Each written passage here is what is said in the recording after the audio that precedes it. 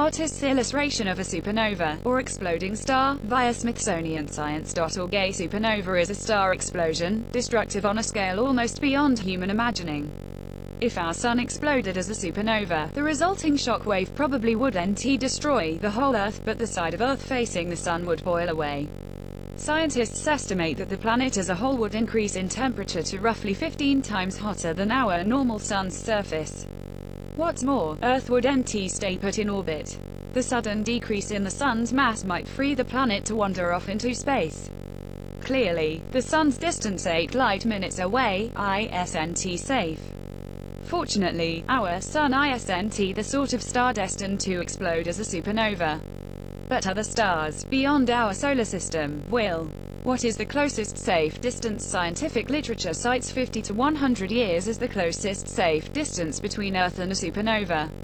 Image of remnant of supernova 1987A is seen at optical wavelengths with the Hubble Space Telescope in 2011. This supernova was the closest in centuries, and it was visible to the eye alone. It was located on the outskirts of the Tarantula Nebula in the Large Magellanic Cloud, a satellite to our Milky Way. It was located approximately 168,000 light-years from Earth. Image via NASA, ESA, and P. Challis Harvard Smithsonian Center for Astrophysics. What would happen if a supernova exploded near Earth? Let's consider the explosion of a star besides our Sun, but still at an unsafe distance. Say, the supernova is 30 light-years away.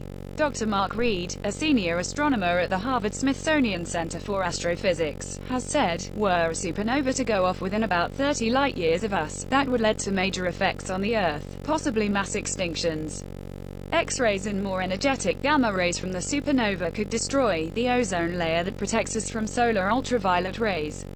It also could ionize nitrogen and oxygen in the atmosphere, leading to the formation of large amounts of smog like nitrous oxide in the atmosphere. What's more, if a supernova exploded within 30 light-years, phytoplankton and reef communities would be particularly affected. Such an event severely deplete the base of the ocean food chain. Suppose the explosion were slightly more distant. An explosion of a nearby star might leave Earth and its surface and ocean life relatively intact. But any relatively nearby explosion would still shower us with gamma rays and other high-energy radiation. This radiation could cause mutations in earthly life. Also, the radiation from a nearby supernova could change our climate. No supernova has been known to erupt at this close distance in the known history of humankind. The most recent supernova visible to the eye was supernova 1987A, in the year 1987. It was approximately 168,000 light-years away. Before that, the last supernova visible to the eye was documented by Johannes Kepler in 1604. At about 20,000 light-years, it shone more brightly than any star in the night sky. It was even visible in daylight. But it didn't cause earthly effects, as far as we know. Relative dimensions of Ik Pegasi A left, Ik Pegasi B lower center and our Sun right. The smallest star here is the nearest known supernova progenitor candidate, at 150 light-years away. Image via RJ Hall on Wikimedia Commons. How many potential supernovae are located closer to us than 50 to 100 light-years? The answer depends on the kind of supernova. A Type II supernova is an aging massive star that collapses. There are no stars massive enough to do this located within 50 light-years of Earth. But there are also Type I supernovae, caused by the collapse of a small faint white dwarf star.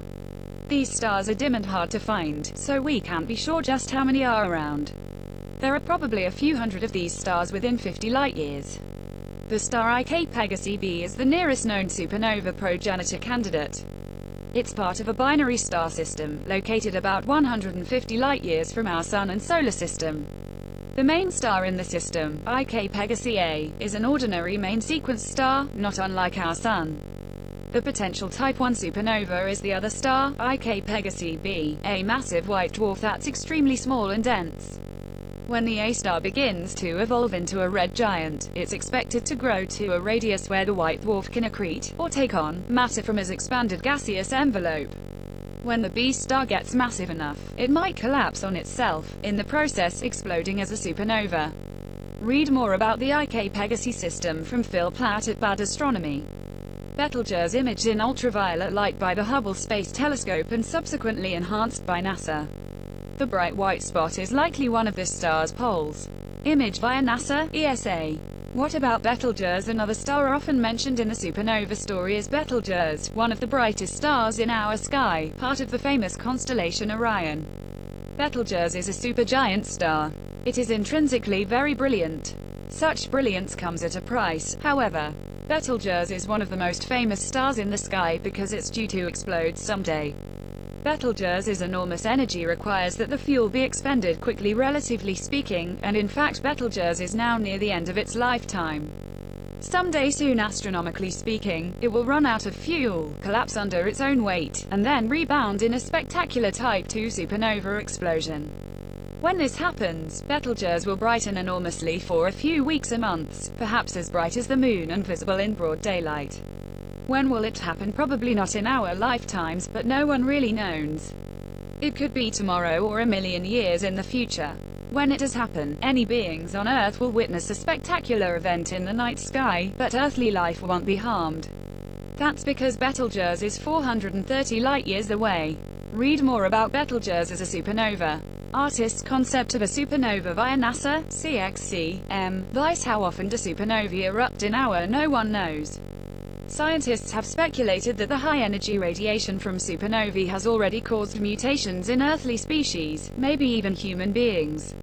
One estimate suggests there might be one dangerous supernova event in Earth's vicinity every 15 million years. Another says that, on average, a supernova explosion occurs within 10 parsecs, 33 light-years of the Earth, every 240 million years. So you see, we really don't know. But you can contrast those numbers to a few million years for the time humans are thought to have existed on the planet, and 4.5 billion years for the age of Earth itself. And, if you do that, you'll see that a supernova is certain to occur near Earth, but probably not in the foreseeable future of humanity. Bottom line, scientific literature cites 50 to 100 years as the closest safe distance between Earth and a supernova.